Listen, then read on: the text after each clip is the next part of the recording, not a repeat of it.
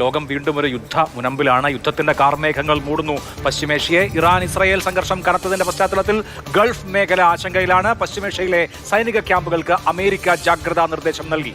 American എംബസികളിൽ നിന്നും അവശ്യ ജീവനക്കാരല്ലാത്തവരെയൊക്കെ തിരിച്ചു വിളിച്ചിരിക്കുകയാണ്. സുരേഷ് വെള്ളിമുറ്റം ദുബായിൽ നിന്ന് ചേരുന്നുണ്ട്. സുരേഷ്, വളരെ സങ്കീർണമായ ഒരു ഘട്ടത്തിലേക്കാണ് പോകുന്നത്. കനത്ത തിരിച്ചടി ഉണ്ടാകുമെന്ന് ഇറാൻ പറഞ്ഞിരിക്കുന്നു. ഇപ്പോൾ തന്നെ ഡ്രോൺ അറ്റാക്കുകൾ തുടങ്ങിയെന്ന സ്ഥിരീകരിക്കാത്ത റിപ്പോർട്ടുകളുണ്ട്. എങ്ങനെയാണ് ഗൾഫ് മേഖലയെ സംഘർഷം ബാധിക്കും? ഇപ്പോൾ തന്നെ ഇന്ത്യയിലേക്കുള്ള വിമാന സർവീസുകൾ തിരിച്ചുവിടുന്നു. ഇന്ത്യയിൽ നിന്ന് പറന്നുയർന്ന വിമാനങ്ങൾ തിരിച്ച് ഇന്ത്യയിൽ ഇറക്കുന്നു. അങ്ങനെ വ്യോമയാന മേഖലയും ഒക്കെ വലിയൊരു പ്രതിസന്ധിയെ നേരിടുകയാണ്. എങ്ങനെയാണ് അവിടുത്തെ രാഷ്ട്രീയ സാഹചര്യം? ദിവിഷ്, പല മേഖലകളിലാണ് ഇപ്പോൾ വല്ലാത്ത ആശങ്കയുള്ളത്. ഒന്ന്, വ്യോമയാന രംഗം. സ്വാഭാവികമായും പാകിസ്ഥാനുമായിട്ടുള്ള വ്യോമാതിർത്തി അടച്ച സാഹചര്യത്തിൽ ഇറാൻ വഴിയായിരുന്നു ഈ മേഖലയിലേക്ക് ഏറ്റവും അധികം ഇന്ത്യൻ വിമാനങ്ങൾ വന്നിരുന്നത്.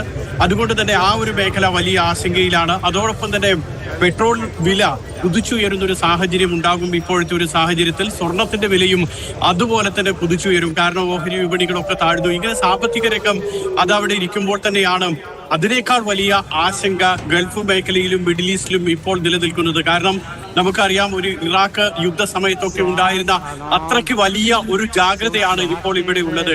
ഈ മിഡിൽ ഈസ്റ്റ് മേഖലയിൽ അമേരിക്കയ്ക്ക് ഏതാണ്ട് 19 സൈനിക താവളങ്ങളുണ്ട്. കരസേനയുടേതും അതോടൊപ്പം തന്നെ നാവികസേനയുടേതും ഒക്കെ ആയിട്ട്. അതിൽ കുവൈറ്റിലൊക്കെ ആണെങ്കിൽ 13,500ഓളം അമേരിക്കൻ സൈനികർ ഇപ്പോൾ തന്നെ അവിടെ ക്യാമ്പിലുണ്ട്. അതുപോലെ സുരേഷ്, ഇപ്പോൾ വരുന്ന ഒരു വാർത്ത, അമേരിക്കക്കെതിരെ കൂടി ഇറാൻ മുന്നറിയിപ്പ് നൽകിയിട്ടുണ്ട്. ഈ അമേരിക്കയുടെ സഹായത്തോടു കൂടിയാണ് ഇസ്രായേലിന്റെ ആക്രമണം. അത് അമേരിക്ക വളരെ ശക്തമായി നിഷേധിക്കുന്നു. ഡൊണാൾഡ് ട്രംപ് ഫോക്സ് ന്യൂസിനോട് പറഞ്ഞത്, ഞങ്ങൾക്ക് ഈ ആക്രമണത്തെക്കുറിച്ച്, ഇസ്രായേലിന്റെ ആക്രമണത്തെക്കുറിച്ച് അറിയാമായിരുന്നു, പക്ഷേ ഞങ്ങൾക്കതിൽ പങ്കില്ല എന്നുള്ളതാണ്. അപ്പോൾ ഇറാന്റെ റിട്ടാലിയേഷൻ അമേരിക്കയുടെ ഗൾഫ് മേഖലയിലെ സൈനിക ക്യാമ്പുകളിലേക്ക് പ്രതീക്ഷിക്കുന്നു എന്നാണോ ഈ ജാഗ്രതാ നിർദ്ദേശത്തിന്റെ അർത്ഥം? കൃത്യമായിട്ട് അത് തന്നെയാണ് അഭിലാഷ്. കാരണം ഇങ്ങനെയൊക്കെ അമേരിക്ക പറയുമ്പോൾ പോലും ഒരു ദിവസം മുൻപ്, ഇന്ന് പുലർച്ചെയാണ് ആക്രമണം ഉണ്ടായിട്ടുള്ളതെങ്കിൽ പോലും ഇന്നലെ തന്നെ അമേരിക്ക ഇത്തരത്തിൽ ഇവിടെയുള്ള സൈനിക, അതായത് ഗൾഫ് മേഖലയിലെ അമേരിക്കൻ സൈനിക താവളങ്ങളിലുള്ള ആളുകളുടെ ബന്ധുക്കളോട് തിരിച്ചു പോകാൻ ആവശ്യപ്പെട്ടിട്ടുണ്ട്. അപ്പം കൃത്യമായി അമേരിക്കയ്ക്ക് ഇക്കാര്യത്തിൽ ഒരു മുന്നറിയിപ്പുണ്ട്. അമേരിക്ക അക്കാര്യത്തിൽ ജാഗ്രത പുലർത്തുന്നുണ്ട്. മാത്രമല്ല, സൈനികരോടെല്ലാം തന്നെ സജ്ജരായിരിക്കാൻ പറഞ്ഞിട്ടുണ്ട്. അതോടൊപ്പം തന്നെ മറ്റ് പല രാജ്യങ്ങളിലെയും എംബസികൾക്ക് നിർദ്ദേശം നൽകിയിട്ടുള്ളത്, എംബസികളിൽ അവശ്യ ജീവനക്കാരെ മാത്രം നിലനിർത്തി മറ്റുള്ളവരെയും അവരുടെ ബന്ധുക്കളെയും സ്വദേശത്തേക്ക് അമേരിക്കയിലേക്ക് തിരിച്ചയക്കാനാണ് പറഞ്ഞത്. അപ്പോൾ ഒരു ദിവസം മുൻപ് തന്നെ അമേരിക്കൻ സ്റ്റേറ്റ് സെക്രട്ടറി ഇത്തരത്തിലുള്ള ഒരു നിർദ്ദേശം നൽകിയിട്ടുണ്ട് എന്നതിന്റെ അർത്ഥം വളരെ വ്യക്തമാണ്. അമേരിക്കയ്ക്ക് ഇസ്രായേലിന്റെ ഭാഗത്തു നിന്നും ഉണ്ടാകാൻ പോകുന്ന ഒരു സൈനിക നീക്കത്തെക്കുറിച്ച് കൃത്യമായിട്ടുള്ള ധാരണയുണ്ടായിരുന്നു. അതിന് മറ്റൊരു കാരണം കൂടിയുണ്ട്. ഇറാന്റെ പ്രതിരോധ മന്ത്രി ഒരു ദിവസം മുൻപാണ് പറഞ്ഞത്, അടുത്ത ചർച്ച നടക്കാൻ പോകുന്നത്, അമേരിക്ക ഇറാൻ ആണവ ചർച്ച അടുത്തത് നടക്കാൻ പോകുന്നത് ഞായറാഴ്ച ഒമാനിലെ മസ്കറ്റിലാണ്.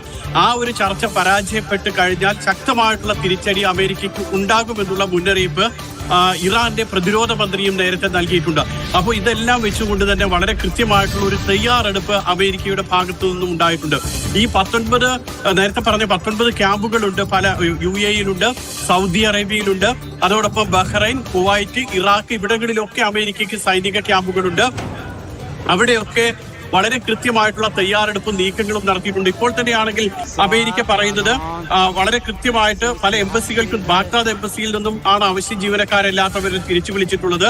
കുവൈറ്റിലെയും ബഹ്റൈനിലെയും അമേരിക്കൻ സൈനികർക്ക് നൽകിയിരിക്കുന്ന നിർദ്ദേശം, ഏത് സമയത്തും ഒരു ആക്രമണം ഉണ്ടാകാനുള്ള സാധ്യതയുണ്ട്, അതുകൊണ്ട് തന്നെ സർവ്വസജ്ജരായിരിക്കണം എന്നുള്ളതാണ് കുവൈറ്റിലെയും ബഹ്റൈനിലെയും US സൈനിക താവളത്തിലുള്ള സൈനികർക്ക് നൽകിയിട്ടുള്ളത്. ബഹ്റൈനിലാണെങ്കിൽ 9,000 അമേരിക്കൻ സൈനികരുണ്ട്. കുവൈറ്റിലാണെങ്കിൽ 13,500 അമേരിക്കൻ സൈനികരുണ്ട്. അപ്പോൾ ഇത്തരത്തിൽ വലിയ ജാഗ്രത ഇക്കാര്യത്തിൽ ഇപ്പോൾ അമേരിക്ക പുലർത്തുന്നുണ്ട്. ഇറാഖിലടക്കം അമേരിക്കയ്ക്ക് ആശങ്കയുണ്ട്. ഇറാഖിൽ 2,500 അമേരിക്കൻ സൈനികരാണ് ഇപ്പോഴും ഉള്ളത്.